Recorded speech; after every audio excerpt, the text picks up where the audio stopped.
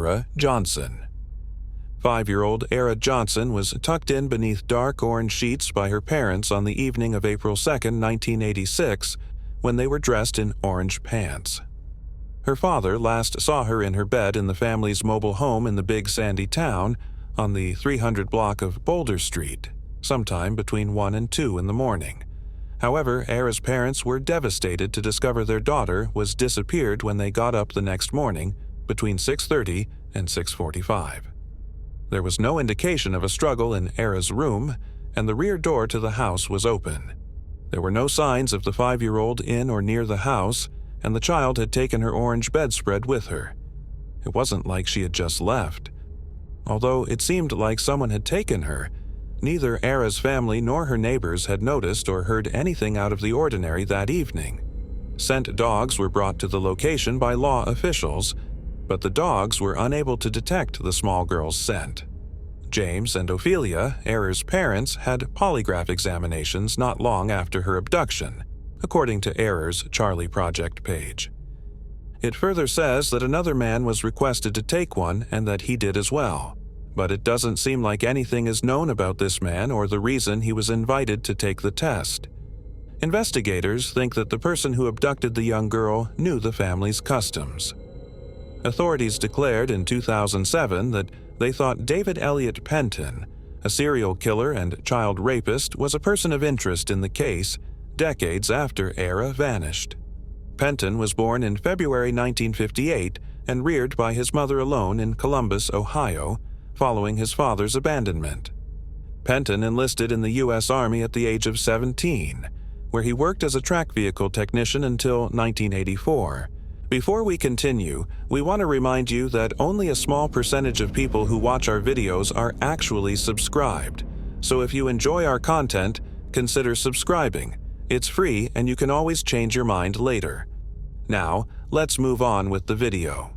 He killed his own 2-month-old kid with a vicious shake that year while he was stationed at Fort Hood because the boy would not stop wailing. Penson admitted guilt to the charge of manslaughter, but when he was free on bond, he fled the police. 3 years later, in Ohio, he was arrested for the murder of a friend's young niece. Since 1987, Penton has been incarcerated in Ohio. He boasted to his fellow prisoners about his atrocities. So while he was detained, he accepted a plea deal acknowledging that he had killed 3 small children in Texas. Christy Lynn Meeks, then 5 years old, disappeared while playing in her mother's front yard on January 19, 1985. Christy's remains surfaced in Lake Texoma and were found 40 miles away some months later.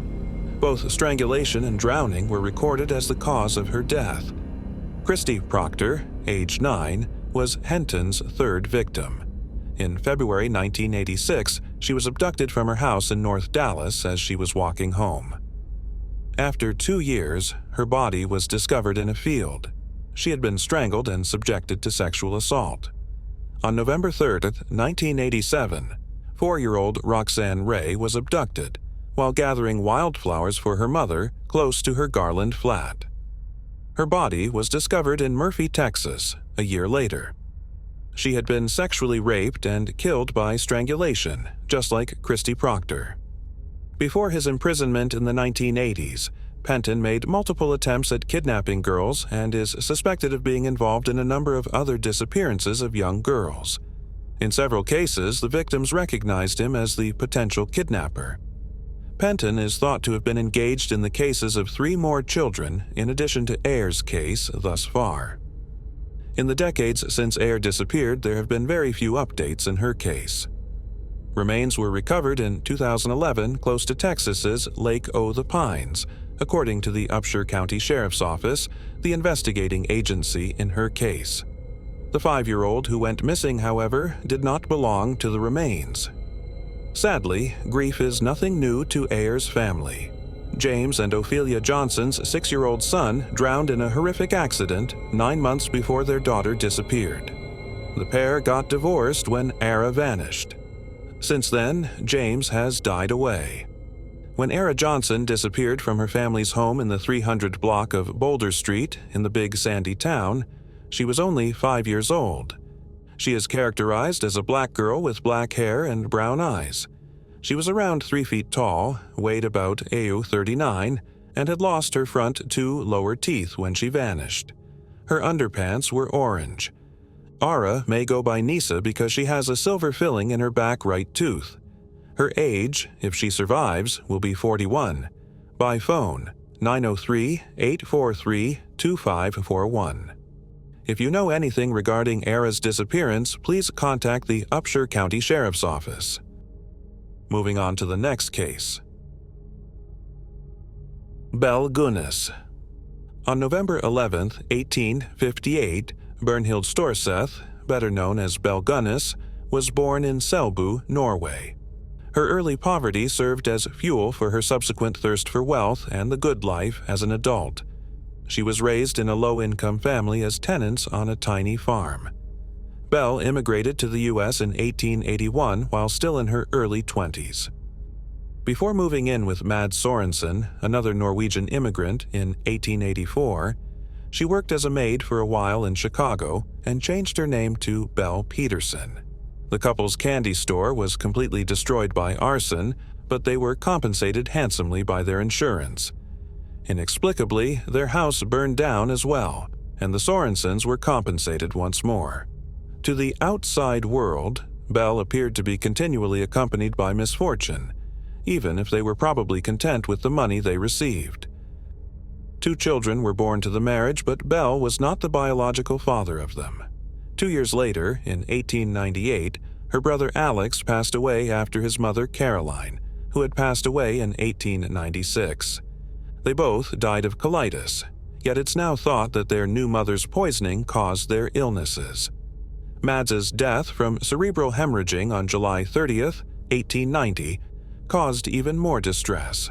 Belle offered Mads quinine powder to relieve his headache when he got home, according to his wife. Later that day, she discovered him dead when she went to check on him. The fact that Mads's untimely death occurred on the one day his 2 life insurance policies coincided seems incredibly fortuitous now. One started as the other was about to end, but at the time, investigators discovered no evidence of malevolent intent, and Belle was exonerated of any role in her husband's demise. She went to an Indiana farm after receiving $5,000 over $100 and $40,000 in today's currency from his life insurance policies. Belle wed Peter Gunness in 1902. He was a recent widower with 2 small children to raise. The youngest died a week after the couple's marriage at the age of 7 months.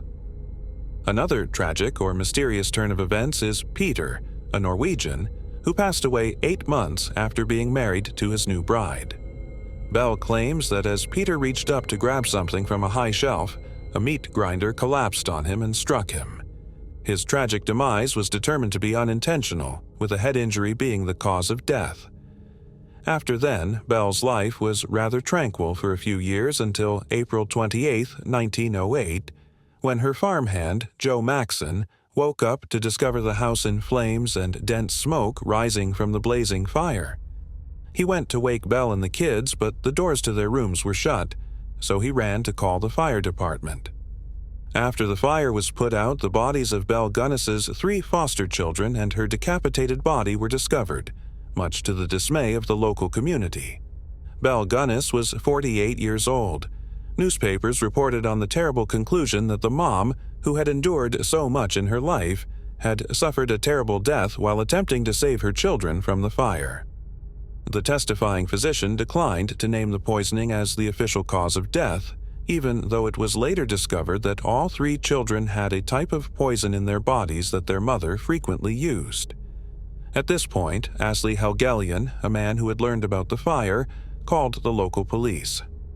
Before he vanished while going to see Belle in person, his brother Andrew had been communicating with her via email for some time. Over a 16-month period, Belle had written over 80 letters. Belle had requested that Andrew stay with her, bring all of his belongings, and keep his destination a secret. Although Andrew promised to return home in a week, he never did. Belle informed him that Andrew had simply disappeared and that she too would like to find him, despite the fact that Astley had written to inquire about his brother. But Astley did not think she was telling the truth. It wasn't like his brother to just take off and disappear without telling anyone. He had assumed the worst when he learned of the farm fire. Astley arrived to witness the fire situation firsthand. The farmhouse was completely destroyed. What remained was scorched and blackened. But when he was looking through some of the pigsty's dirt, he came upon some mud holes where, the farmhand said, Belle had been hiding trash under the ground. Aslett followed his intuition and turned up a sack containing human remains as he dug up the ground. Inside were 2 hands, 2 feet, and a head. Andrew was the owner of them. Numerous other indentations encircling the farm concealed sacks containing human torsos, hands, arms, and bones. The hollows served as improvised tombs. The entire property was turned into a cemetery with scores of identically severed bodies, with the skulls displaying gashes and blunt force injuries, the legs mutilated at the knees, and the arms severed at the shoulders. The number of bodies that the responding authorities found at the scene of the fire was so great that they lost count. Even with the significant public attention the remains garnered, most of the individuals remain unidentified to this day. Jenny Olson, Belle's adolescent foster kid, was one among the confirmed dead. Belle had informed the neighbors that Jenny had not been seen since late 1906 because she was enrolled in university. Jenny had left for her wedding trip, she had stated, not long before the fire. Numerous remains discovered on the site were allegedly those of Belle's foster and stepchildren. It is thought that she never had any biological children during her life. Belle's character was reevaluated by the media and local law enforcement when the bodies were found on the farm. She was no longer a loving mother who had just been handed a bad hand in life. She was now a serial killer, using the most gory methods possible to hide her heinous deeds. Although it has been said many times that 40 bodies were discovered, current researchers believe that the true number of bodies discovered was probably closer to 10 to 14. In November of 1908, Belle's 38-year-old ex-farmer and intermittent partner, Ray Lampier, was found guilty of arson related to the farm fire. Hired by Belle in August of 1907, Ray was a strong drinker and gambler. During the trial, his defense maintained that Belle was still alive. Later, Ray allegedly informed police that Belle would post ads in Norwegian newspapers looking for a male partner, only to rob and kill the men who responded and paid her a visit on her property. She allegedly even told him that she had staged her own death and urged him to set fire to the home where the kids were living. Belle had planned ahead after becoming alarmed at the thought of Astley showing there to look for his brother, but the couple had had a recent falling out. 4 lawsuits against her former farmhand had been filed by Belle in the 6 weeks before the fire. Although Belle did not get a peace bond to defend herself and her property, Ray was found guilty on 2 counts of trespassing. Online sleuths have claimed that Belle and Ray were partners in crime, working on the scam together, but that after Ray became envious of Andrew, everything went out of control. It's widely believed that Belle thought Ray was too impoverished to make a suitable partner. While some people think Belle perished in the fire that day along with her foster kids, a lot of people think she staged her own death and spent the rest of her life in another state to avoid being discovered by the authorities. A large portion of this theory stems from the fact that, despite earning what would now be considered tens of thousands of dollars per death for her plan, Belle's bank account had only $700 remaining after the fire. Additionally, it has been stated that Belle bought kerosene and kept her kids home from school on April 27, 1908, the day before the fire. In addition, it seems that she went to see her attorney to draft her will and confided in anyone who would listen about her fear that Ray would murder her and set her home on fire. Furthermore, the body in the fire was unusually little, too small to be Belle Gunness's, who was a tall, broad woman who weighed more than 250, according to witnesses and residents at the time. Only on May 19th, 008, was she allegedly recognized by her dental bridges, which many have theorized she might have taken out and thrown into the fire. If it wasn't Belle, there isn't much conjecture as to who the headless woman in the fire might have been.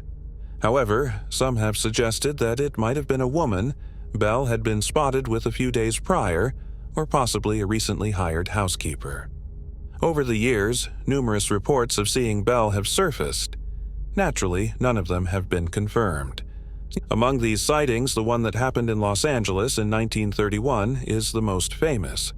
The case against Esther Carlson, 61, and Anna Erickson, 42, involved poisoning her boss, August Lindstrom, an affluent 81-year-old, over money that Lindstrom had stashed in the home, roughly $33,735 in today's currency. As August's housekeeper, Esther was said to resemble the presumed deceased Belle Gunness. Given their resemblance and Esther's method of poisoning, a lot of people believed that this was the Belle Gunness who had staged her own demise in 198. Esther refuted these claims, providing her employment history from 1890-1908 as evidence. She died prior to the trial. Authorities set up a visitation schedule for select Indiana citizens who knew Belle after Esther's death. They thought it was her. 3 children in a picture discovered in Esther's trunk were recognized by another resident as the ones who perished in the fire. The lone flaw in this reasoning is that in 1931, Belle would have been in her early 70s rather than her early 60s. During her master's program in anthropology, an Indiana lawyer who researched the case said Belle had likely murdered at least 25 people during her horrifying career. Belle Gunness was never positively located, notwithstanding contemporary theories whether she had actually run away in the first place. After serving a year in prison, Ray Lampier passed away, leaving officials and residents with more questions than answers. Recent DNA testing on the body left in the fire produced inconclusive results since Belle's DNA sample was too deteriorated because it arrived in the shape of an envelope. Moving on to the next case. Beverly Jaros. Beverly Jaros, then 16 years old, lived in a 1.5-story house in Garfield Heights, Ohio in 1964, with her mother Eleanor, father Thaddeus, and sister Carol, then 12, characterized as a shy and reserved young girl. Beverly's remarkable beauty was well known throughout the area. Although it took her some time to trust people, her loving and loyal nature was well known to her friends and family. Beverly, a junior at Merrimont High Institution, an all-girls Catholic institution, loved jazz and classical music. The 16-year-old loved poetry and books, and in her spare time, she loved taking leisurely strolls through the Cleveland Museum of Art. She received a collection of Shakespeare plays and a gold-embossed notepad to record her own poems for Christmas that year. In addition, Beverly volunteered as a typist at Merrimont Hospital. Her goal was to go to college and become a teacher. For the family, December 28, 1964, began just like any other day. Their 2 girls gave their permission for Thaddeus and Eleanor to go early for work. Carol and Beverly set out to walk 2 miles to their grandmother's house at around 10:30 in the morning. While at her grandmother's, Beverly made plans to meet up with 2 of her pals at approximately 11 in the morning. At 1:30, Barbara Klanowski was supposed to arrive at the family house and walk with Beverly to the home of another acquaintance, Margie. After 60 minutes, the 16-year-old bid farewell to her younger sister and grandma. It was freezing outside, so her 18-year-old son was advised to drive her back by a neighbor who witnessed her leaving the house. When he dropped her off at the Fairley house, the young man noticed nothing out of the ordinary. He didn't go inside the house or hang around and talk. He just went back home. Beverly, meantime, got home about 12 to 10 p.m. She set her handbag down on the kitchen table, put her coat on the banister, and turned on the radio. The 16-year-old received a call from Stephen Stankovic, a man who worked with her father and was hoping to talk with Thaddeus at some time in the following 30 minutes. After terminating the contact with the colleague, Beverly prepared a note for her father letting him know that Stephen had phoned. A jeweler arrived at the house around 12:40 p.m. in search of Eleanor. She was prepared to pick up the necklace she had brought in to be mended. Beverly informed her mother at work that the necklace had been mended 20 minutes later. After a brief conversation, Beverly said she had to leave since she was expecting Barbara shortly and needed to change. Her grandmother called at 1:10 p.m. 10 minutes later. They conversed for a few minutes once more. Beverly reportedly spoke fast and said, "Grandma, I can't talk to you right now. It's Barbara here." After that, she hung up. It is believed that the 16-year-old walked upstairs to change clothes between 1:10 and 1:15 p.m., though we cannot be positive of this. The only room up the stairs in their modest parents' house was the room that Beverly and Carol shared. The ground floor showed no traces of a battle. Barbara's mother dropped her off at Beverly's house between 1:20 and 1:25 p.m. They noticed that no cars were parked close to the home or on the drive. Barbara noticed that the storm door was locked, but the side door was still ajar when she went to it. Inside the house, she could hear the radio playing loudly. When she got back to the front of the home, she heard music coming from inside and rang the doorbell once more. She could make out the singer's words and assumed the radio must have been near the front entrance. Perplexed that nobody was picking up the door, Barbara chose to wait a few more minutes, grabbing a magazine from the family mailbox and idly thumbing through it as she stood on the threshold, certain that the door would open any moment. Maybe the music was playing so loudly that Beverly didn't hear the door, or maybe Barbara was being made fun of. Subsequently, she perceived a forceful thud akin to someone toppling a bureau. About 15 minutes later, Barbara started her walk home. She contacted Beverly from her own house when she got back. Nobody took a response. Throughout the afternoon, she gave her a few calls, but once more, she got no response. After some time, Margie, who had been anticipating their arrival earlier that afternoon, called to inquire as to why neither girl had shown up. Then, in an attempt to find Beverly, she called her grandmother, who informed Thaddeus that his daughter hadn't been seen since midday. Thaddeus got home at approximately 4:30 p.m. The storm door was unlocked and the side door was slightly ajar by now. Even though the family never utilized this entrance, he discovered the rear door in the same manner. None of the entrances displayed evidence of forced entry, and the front door was locked as it should have been. Nothing was missing from the house, and the radio continued to play loudly. However, Thaddeus discovered his eldest daughter lifeless, face down, in a pool of blood in her bedroom upstairs. He gave the cops a call right away. The official cause of Beverly's death was determined to be rope strangulation. She was partially submerged in blood on top of the blanket that was usually placed at the foot of her sister's bed, laying on the floor between their beds.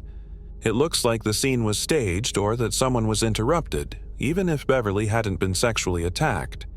Her blouse and bra had been forced up, and her sweater had been ripped down to her hips. Her blouse's buttons were torn off during the battle and were lying on the ground next to her. From her waist down, she was bare. In the chamber, 3 ropes were discovered. Investigators found that 2 of the items had loops connected at both ends, and that Hickory, North Carolina, was the manufacturing location. The rope was an old sash cord that was frequently used as a clothesline. The rope was about 20 inches long. It is thought that the rope was carried to the location by the murderer and was not just laying about the house or yard. A portion of it lay beneath her, while a portion hung over her shoulder. Beverly's neck had rope marks across it, indicating that she had been strangled from behind. She had been stabbed 40 times, mostly in the neck, chest, and shoulders, as if being strangled wasn't enough. The attack's weapon of choice, according to the medical examiner, was a highly sharp knife that measured between 3 and 5 inches in length. Although no knife was found at the scene, authorities subsequently surmised that Beverly's room-keeping letter opener may have been the weapon used. The 16-year-old's fingers had defensive wounds, but her fingernails were unharmed. To the best of our public knowledge, no DNA or other evidence was discovered beneath them. The left half of Beverly's face, from her ear to the tip of her chin, was sliced. In addition, she had cuts from her ear to the base of her throat on the right side of her face. Nothing from Beverly's lunch at her grandmother's house was found in her stomach during the autopsy. There was nothing on the nightstand between the 2 beds. Carol's bed had a throw rug underneath it that was meant to be between the beds. Another was wadded up in another part of the room, with drops of blood on it. Beverly's footboard and bed linens were covered with blood. The chamber that sat over her bed had a 9 by 5 inch hole punched in the sloping wall covered with bloodstains. Although the bedroom had 12 fingerprints and bloody palm prints, all but 3 of them were ruled out as belonging to Beverly or her family. The situation was so horrifying and overwhelming that the Garfield Heights Police Department had to request assistance from the Cleveland police nearly immediately after they arrived in order to call for reinforcements. After being taken to the family house, a sniffer dog was able to follow a trail from Beverly's bedroom to the back door, across multiple gardens, and ultimately come to a stop on McCracken Street, the next street north. In this sand patch along the curb, footprints were discovered, but they didn't give officials any important information. Online investigators have speculated that the culprit might have gotten into a car and driven away since the trail ended so abruptly. There wasn't much forensic evidence outside the residence. Though they searched both the front and back gardens, police only discovered what appeared to be a clump of Beverly's hair in the back. However, talking to neighbors gave law enforcement additional information. A neighbor said that at approximately 1:45 p.m., a male in his 20s was seen walking down the family home's driveway. He entered a car that was parked between 2 other people without hurrying. This would contradict Barbara's claims, though, that no cars were parked close to the house when she was there. Which eyewitness is right is uncertain. A delivery man who spotted a young man strolling along the street at the same time as the murder provided another witness account. But when this man and his parents came forward, he was not charged with anything. Following the horrible murder, interviews with over 300 people were conducted. A large number of Beverly's male acquaintances willingly provided their fingerprints and underwent polygraph examinations, the most of them passing. But when the police continued speaking with the family, they found that the 16-year-old seemed to have been getting a lot of unwanted attention in the months before she passed away, which opened up a whole new line of inquiry for them to pursue. Eleanor, Beverly's mother, reported to the police that she thought Beverly's stalker was involved. The year before her murder, Beverly was once trailed around an art museum by an unfamiliar man. However, the 16-year-old and her family had experienced hang-up calls more lately. The last of them arrived in early December, a few weeks before Beverly was killed. They could have received as many as 10 or 12 on a single day. In July, 6 months earlier, the adolescent discovered a package in the mailbox. A sterling silver bracelet and ring, both of which had been bought from a big department shop based on the box they were in, were within to Bev, which had a score across the front. The things had been ribbons and gift wrap, but the sender didn't place their name on it. Beverly declined to wear the clothes because she felt uneasy and concerned by the circumstance. She got another package a month later. This one had bracelets and a cheap gold tone brooch that had been left on her back porch. Less than $14 was the value of these. Once more, there was no name left by the giver, and the 16-year-old declined to wear the goods. Sometime in the months before his daughter was killed, Thaddeus had returned from work to see a guy watching his daughter's bedroom window from their front lawn. The man was pursued along the street by Thaddeus, but he was not caught. As everything continued, Beverly started to worry more and more for her security. Her family reported to the police that she had grown jittery and would always make sure to lock doors and pull curtains before entering a room. She once locked her own parents out of the house because she was that afraid. She would often stay in touch with her family when she was away. She eventually purchased a brass letter opener as a precaution, the identical letter opener that is thought to be the cause of her stab injuries. It has never been found. Over the years, there have been a number of suspects and people of interest in Beverly's case, even though no one has yet been charged or taken into custody. One of the first people to be looked into was her boyfriend, Roger McNamara, a straight-laced conservative college student. He had an alibi, although it wasn't the strongest one. He did, however, pass the polygraph exam, which was administered in 1964 and was handled far more seriously than it would be now. Furthermore, officials were unable to determine his motivation for wanting his girlfriend killed. An additional potential suspect was Daniel Schultz, Beverly's ex-boyfriend, who was the complete antithesis of Beverly's present boyfriend and was viewed as a greaser and bad boy. Daniel stated that at the time of the murder, he was employed. He proved it by giving his time card to the police. A neighbor who witnessed the incident said she saw Daniel hurriedly making his way home. Daniel had a tenuous alibi, just like Roger, yet he passed the polygraph. Daniel is said to have ceased assisting the police in recent years, which some find odd. To others, though, it might just be the case that he is worn out from the persistent mistrust. Maybe all he wanted was some quiet and a clean break. It is said that he departed the nation approximately 15 years ago. Beverly's neighbor was also thought to be noteworthy. According to rumors, John Palian, a college student, had a thing for Beverly, and even went so far as to watch her while she sunbathed in her backyard during the hottest months of the year. His classmates said that he was a shy person. Internet detectives have speculated as to whether he was in charge of one or both of the jewelry packages. Maybe he was just too shy to present Beverly with the gifts in person. John's polygraph results were inconclusive, and he had no plausible alibi for the time of the murder. The last viable suspect in Beverly's case is mostly mentioned by internet detectives. Barbara Klanowski, a 16-year-old friend who had visited her home on that particular day. The theory put up by armchair detectives is that Barbara wanted to injure Beverly because she was jealous of her because Beverly was the one who got attention from men more often than not. It would have been simpler for a friend than for a stranger, or someone the 16-year-old didn't know well to enter the house because Beverly was so circumspect at the time of her murder. Internet sleuths have speculated that Barbara may have enlisted the help of an ex or one of her own lovers in the plan, even though she may not have been physically capable of carrying out the assault. This might provide an explanation for the murderer's dual use of a rope and a knife. There are other reasons why there were two murder weapons, though. Given that Beverly might have used her own letter opener, it's plausible that the murderer arrived at the location with a single weapon and that the stabbings weren't prearranged. There are not many ideas surrounding Beverly's case, aside from the pool of potential suspects. It's easy to see it as some sort of crime of passion for most people. The murder was carried out in a very harsh and violent manner without any thought to technique or caution. Nevertheless, the fact that at least one weapon was transported to the murder scene, according to the officials, suggests that the killing was planned.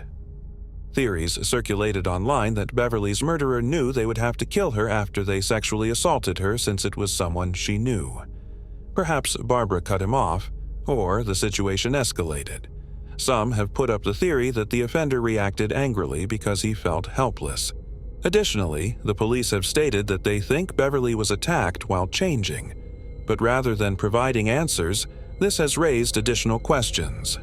Did she leave Barbara's door unlocked? Given how tense she was at the moment of her death, it seems implausible that she would take such an action. Did she admit a familiar face? She would feel more comfortable dressing and leaving them downstairs in that way. Did she inform her grandma that Barbara was there, only to discover that it was actually her assassin or stalker? Are they the same individual?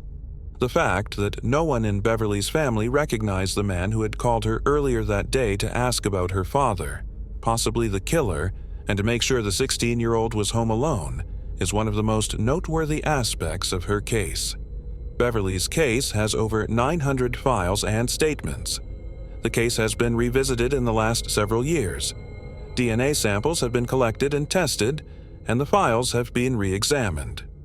In order to distinguish between genuine and fake confessions, the authorities have acknowledged that they possess information that they have chosen to keep secret. However, Beverly's murder is still unsolved. Authorities are suspicious of two guys who are still residing in the neighborhood as of 2018. However, as everyone knows, justice frequently operates slowly. The house was broken into 7 years after the murder, when Thaddeus and Eleanor were at a funeral. A gold watch was the only item taken. The family discovered, upon closer examination, that two prints that were hanging on a wall had ripped backings. The Blue Boy by Thomas Gainsborough and Pinky by Thomas Lawrence were two of Beverly's favorite pictures that her father had framed for her. According to a true crime writer who follows Cleveland cold cases, it seemed like the intruder was searching for something, but it's not quite clear what. Maybe the burglar felt the prints had some value at first. In Beverly's case, there was only one false confession made by a young door-to-door salesman with a violent and criminal past. William Horrigan, the case's former lead detective, always believed he knew who the murderer was, but he never had enough proof to file a prosecution against them. He called the suspect annually on the 16-year-old's death anniversary until they began contacting him first one day. The identity of the culprit has never been made public, although Horrigan shared his knowledge with the detectives who succeeded him when he retired. Nevertheless, Horrigan continued to work the case even then. He passed away in 2004 at the age of 93. Beverly's parents and sister remained to reside in the family home after her death. It is said that they made no changes to it in the hopes that a jury would eventually request to view it. The 9 by 5-inch hole in the wall was finally filled in by Thaddeus, but he covered it up with the same wallpaper that had been in the girl's room all along. After a while, Carol moved back home with her big sister, but she later spoke in the media about how uneasy that made her feel. In the end, Beverly and Carol's parents were divorced. Up until his passing in 2012, Thaddeus remained a resident of the house where his daughter had passed away. Eleanor passed away on February 14, 2018, at the age of 92.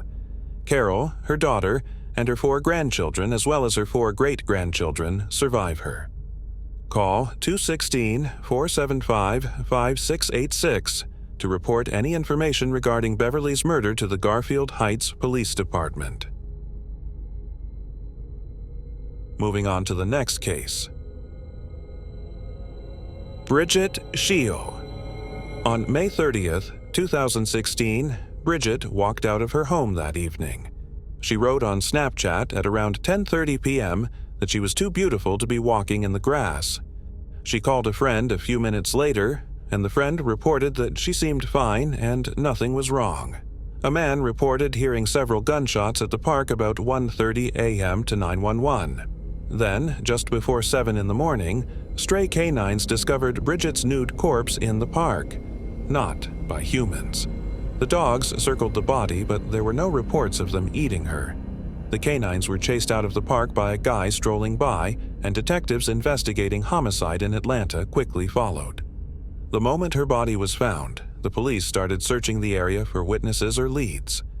The victim's wounds were the only information available to the investigators, as no personal belongings were discovered on or around her. Now, some unsettling revelations emerged from the autopsy. Although there was no proof of any infractions, the fact that some of the gunshots were fired at a straight downward angle suggested that Bridget was probably already on the ground and had already been shot once or twice, possibly killing her. When Bridget was shot and killed, according to the police, it seemed as though she was fleeing from her killer. The ammunition selection, which included highly invasive projectiles referred to as rip bullets, caused some controversy. Because these bullets are made to shatter upon impact, police wondered if a message was being conveyed when they were used in the crime. Bridget's tattoo, which hardly even read her name, helped identify her as the victim as the investigation went on. Around 11:30 p.m. on the night of her murder, neighbors reported to the police that they saw people escorting her through the park. This was also verified by surveillance footage from a Stone Mountain, Georgia Shell gas station. The 2 black men in the photo are believed to have been Bridget's final known sightings of her. One of the males who was with her appeared to be in his 20s or 30s, sporting a white t-shirt and a goatee. According to the police, the other man's description was hazy. Witnesses said Bridget appeared dissatisfied at the time of this interaction. June 1st, 2016, the day following these sightings, Atlanta police verified that Bridget was the owner of the car saw at the petrol station.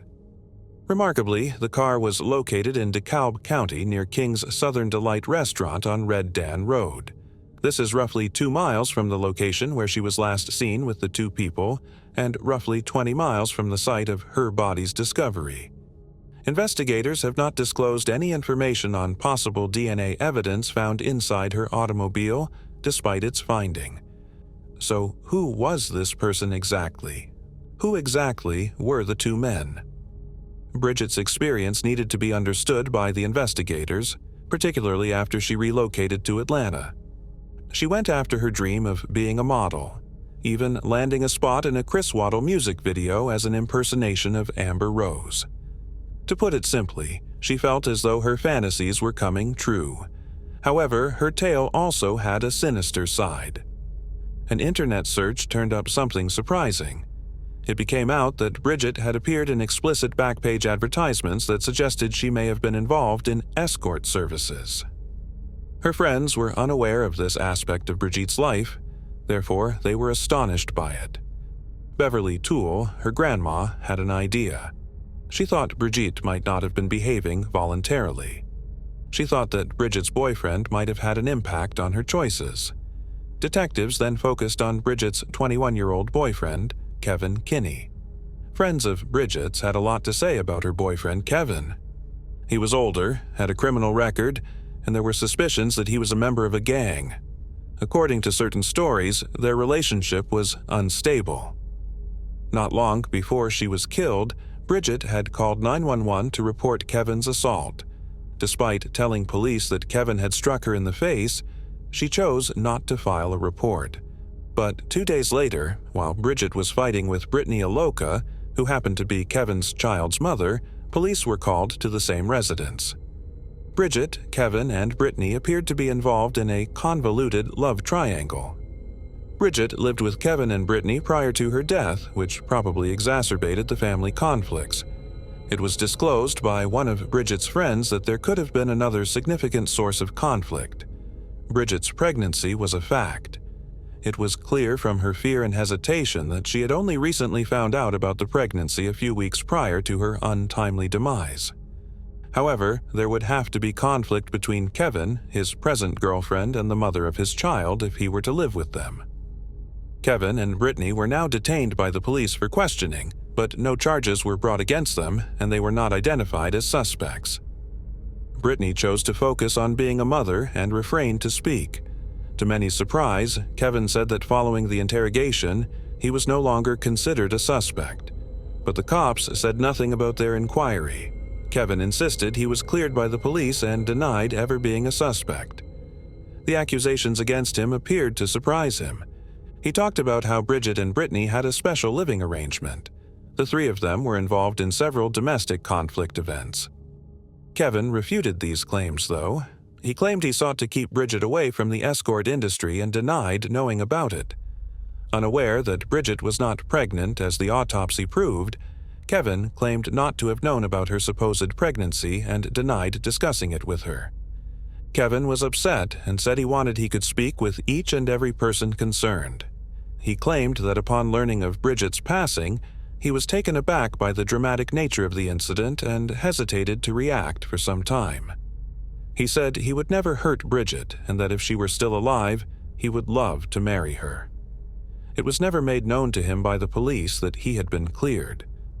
However, in the immediate aftermath, Bridget's boyfriend, Kevin Kinney, the court's top suspect, admitted to having some thoughts and gave them to the police. Do the police? The police then questioned him about his involvement in gangs, to which he vehemently denied having any ties.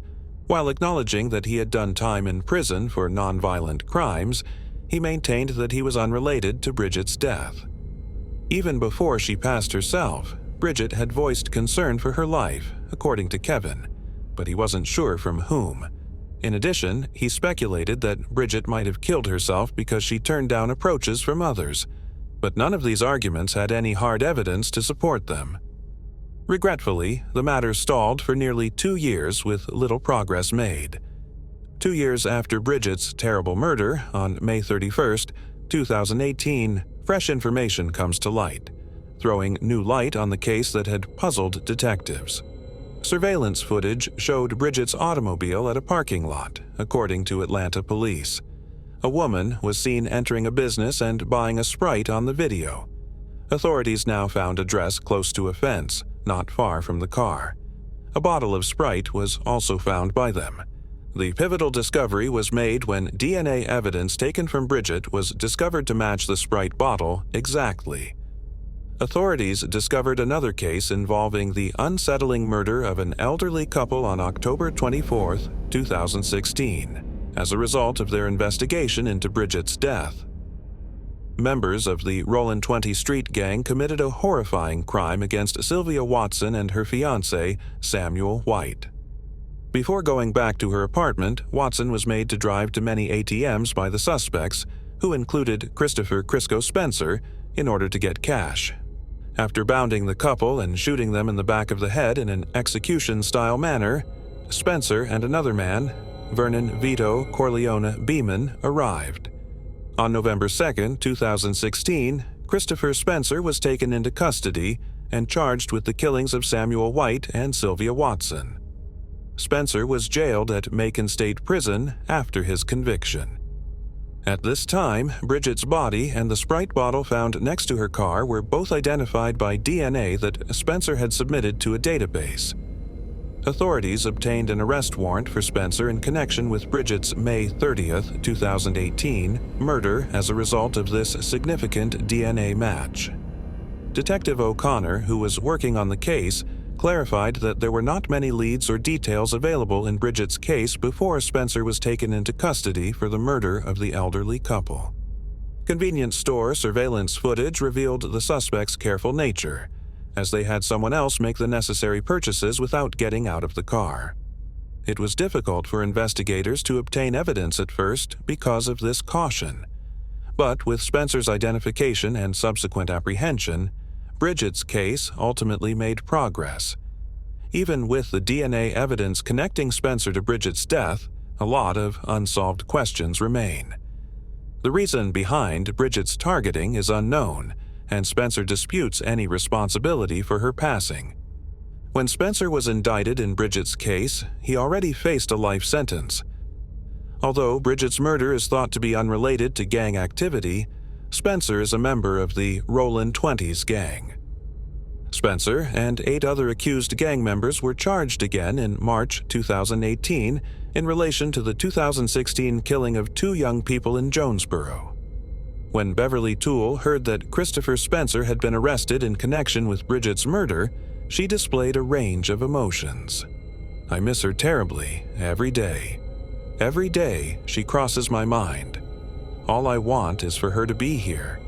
She needed to mature a lot, in my opinion, and I wish she had gotten the opportunity. She will always be missed." Beverly is happy that the case has made progress, but there are still a lot of unanswered concerns. She questions whether Bridget and Spencer met by coincidence or through more sinister means. She also questions the circumstances surrounding Bridget's encounter with Spencer. Beverly is unsure if the family will find any comfort or resolution in spite of the arrest. In the meanwhile, Bridget's friends and relatives met in Sandy Springs, an Atlanta suburb, on June 3, 2018, to celebrate her life and remember the influence she had on them during her short time here. The event was evidence of Bridget's lively personality and the deep bonds she made with everyone in her vicinity. Bridget's family is dealing with the practical difficulties of planning her burial while they are grieving. They have established a GoFundMe page to aid with the funeral expenses in an effort to lessen the financial strain. This act of kindness from friends, family, and the community highlights the love and support that Bridget's family has received during these trying times. As Bridget Shiel's narrative draws to a close, her loved one's affection will ensure that her memory lives on. While the arrest offers some optimism for resolution, there are still unanswered questions. How did that come about? Was it a fortuitous meeting or something darker? Time will tell. Moving on to the next case. Kayla and Heather Unbajan. The mother of 9-year-old Kayla Unbajan, 40-year-old Heather Unbajan, and her disappeared from South Elgin, Illinois, on July 4, 2017. Kayla was to return to her father, 43-year-old Ryan Eskerka, who had complete custody of her, on July 5th. No one knew where she or her mother had gone. Kayla's family and the community searched for her nonstop for years after she was abducted, until an unexpected incident eventually happened. But how on earth could Kayla disappear? For how long was she apart from her family? South Elgin is a quiet neighborhood in Kane County, Illinois. There are more than 23,000 residents, creating a friendly neighborhood where people know one another by name and where doors are regularly left open. The peaceful environment of living here has been enhanced by the effect of Windy City, which is close. The historical and recreational features in the community will appeal to adventurers as well as history aficionados. However, the perfect environment was destroyed in 2017 by a regrettable incident. The town's reputation for low crime was damaged by an unforeseen event. This served as a sobering reminder that security can be compromised even in friendly environments. On July 5, 2008, Kayla Unbajan was born into the world of Ryan Iskirku and Heather Unbagan in the western suburbs of Chicago. When the couple eventually got divorced, a judge decided that Kayla's father ought to have complete custody of the child. With this court ruling, Kayla's life entered a significant new chapter. Because Heather was still permitted to spend certain weekends with her kid, family ties continued even after the divorce. 2017's 4th of July promised to be a festive occasion. Kayla was supposed to return home to her father, Ryan, after celebrating the holiday with her mother. Ryan didn't know what was going to happen the next day would change his life for the years to come. Kayla was meant to return to her father on July 5th, which also happened to be her birthday. What should have been a happy and lovely day turned into a somber one. The joyful expectation of a father's hug gave way to a hopeless search when Kayla disappeared. Ryan was happy to go to Heather's house as they had arranged, having left his child with her mother for the weekend. He was eager to spend Kayla's birthday with her. But when Ryan arrived, he noticed that neither Heather nor Kayla could be clearly found. This worried him. Growing anxious and driven to find the truth and find his daughter Kayla, Ryan took the critical decision to register an official missing persons report as the unsettling puzzle pieces accumulated. Heather later claimed to be taking her kid camping in Wisconsin, according to a family member. Ryan was stunned by their sudden departure and did everything he could to get in touch with them. He called the police to start looking for his missing daughter as soon as he understood how serious the situation was and started to fear the worst. Kayla's mother was watching her at a parade on July 4th in Wheaton, Illinois, when she was last seen. Ryan diligently sought out crucial information and governmental aid from July 2017 to May 2023. He expressed his honest wish to raise money for a specific cause on the GoFundMe website. He had a very clear goal in mind. The funds would be used to employ a private investigator and cover any further costs spent during the protracted hunt for Heather and Kayla. He also underlined their eventual reunion and safety, highlighting the steadfast commitment of his family to this cause. Intentionally, Heather had shut off her phone and erased her social media accounts. Her hazy announcement that she was going on a camping trip to an unknown spot and would be back by 7 p.m. was only known to her closest relatives, based on her talks with her neighbors on July 5th. When the pieces of the puzzle came together, it was revealed that Heather had been spotted loading her stuff into her car. This action occurred not long before her abrupt departure. Heather's absence from a requested court appearance on Friday, June 7th, added to the frightening tale. Her lawyer, bewildered by what had happened and unaware of what was going on, voiced serious concerns. The narrative was a frightening tapestry that portrayed a depressing picture since it was weaved with ambiguity and unresolved questions. Ryan's life was clouded by the strange disappearance of a mother and daughter, which also sparked a community-wide hunt for answers. In order to facilitate her extradition, Heather was the subject of a federal arrest warrant on July 28, 2017. In 2017, following Ryan's filing of missing person reports, Heather faced charges of child abduction, a Class 4 felony. Haver and the missing girl were reported missing. Additionally, South Elgin police aggressively sought several leads and information while collaborating with law enforcement agencies across to attempt and locate them after a judge set her bond at $110,000. Ryan's GoFundMe campaign was warmly welcomed by the community. Contributions to the campaign over the period of nearly 6 years totaled $12,500, bringing it closer to its $10,000 target. Days became months, and months became years, but the mother and the child never showed up. The case of Kayla Unbehorn's kidnapping became cold over time as no leads were found until a shocking development emerged in 2023. An important breakthrough in the inquiry into Kayla's abduction occurred in November 2022. Thanks to the well-known streaming site Netflix, her story was seen by more people and expanded beyond its initial limits. Kayla made an appearance on the 9th episode of Unsolved Mysteries, a show that aims to shed light on fascinating instances. In the pre-credit scene, where the faces of missing children were deliberately aged to suggest how they could have appeared as teenagers, Kayla's picture was displayed. This important contrast between a photo of a 9-year-old Kayla and a fictitious portrayal of her teenage self happened in just 5 seconds. The Bring Kayla home Facebook page, created the moment she disappeared, is still being used for communication and planning purposes. The age progression photo was uploaded to this page and gained over 7,000 followers. It depicted Kayla's fictitious appearance as she approached adolescence. This online community's steadfast dedication revealed where compassion and technology converge when seeking solutions. But there was still to be the pivotal moment that would change the trajectory of events. An attentive store owner in the Westgate Regional Shopping Center in Asheville, North Carolina, noticed a mother and a small kid on May 13, 2023. This astute observer thought he recognized their faces even though he wasn't sure at first. A picture of Heather Unbehorn's face reminded her of a story that went throughout the country.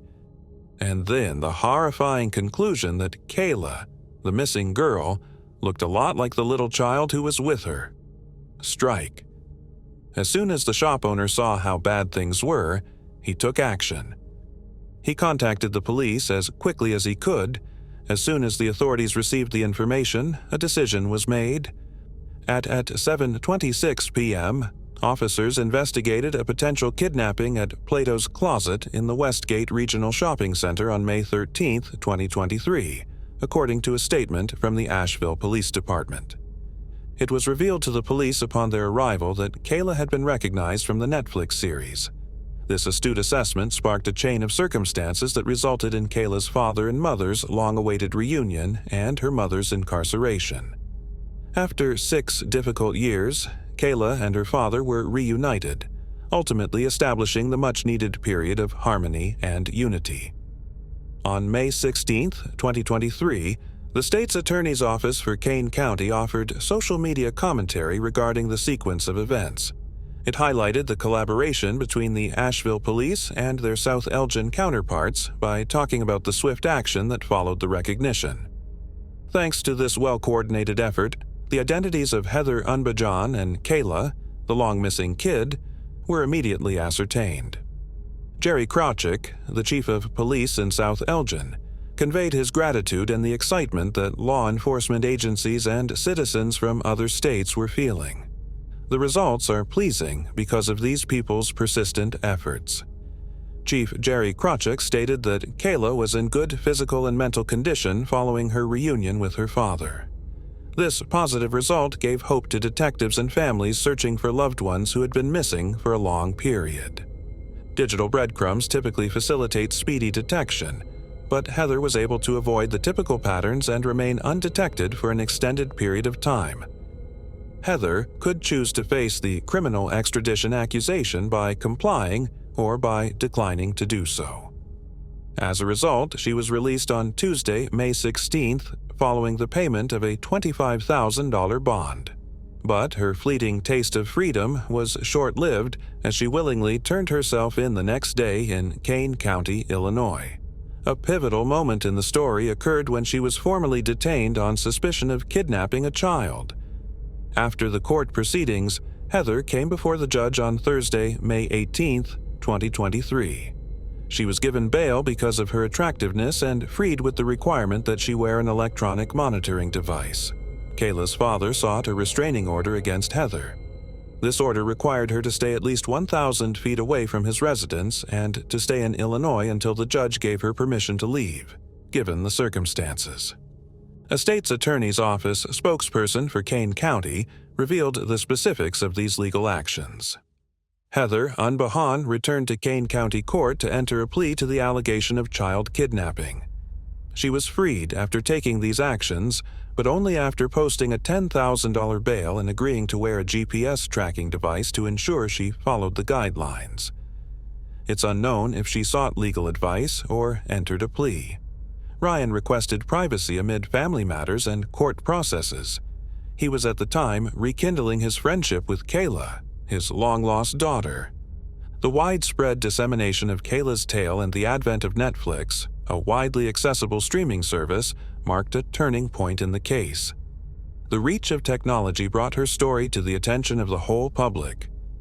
The impact from this revelation led to the reunion of Kayla with her father and the resolution of the mystery surrounding her disappearance. The episode with Kale Unbihan may be found in the 9th episode of Unsolved Mysteries Volume 3, titled Abducted by a Parent. In this episode, the long-standing mystery is ultimately resolved with Kayla's 6-year recovery, completing the picture. It's encouraging to learn about her finding and seeming well-being even after her extended absence. Ryan, her father, made a statement through the National Center for Missing and Exploited Children expressing his joy and gladness. It was definitely a miracle that Kayla made it home safely after all these years. He conveyed his appreciation to the South Elgin Police Department and all other cooperating law enforcement organizations. The importance of the Bring Kayla Home Facebook page in disseminating information about her and her story was also emphasized by him. In light of this encounter that changed their lives, as they proceed on their quest to reunite and start a new life together, Ryan requested privacy as well. What are your thoughts on this case? Let us know what you think by leaving a comment. Thanks for watching. We hope you enjoyed exploring these intriguing cold cases with us. If you found the video fascinating, don't forget to give it a thumbs up and subscribe to Cold Case Mystique for more deep dives into unsolved mysteries. Your support helps us bring you more compelling content. Leave a comment below with your thoughts or any cases you'd like us to cover next. See you in the next video, and remember, the search for truth never stops.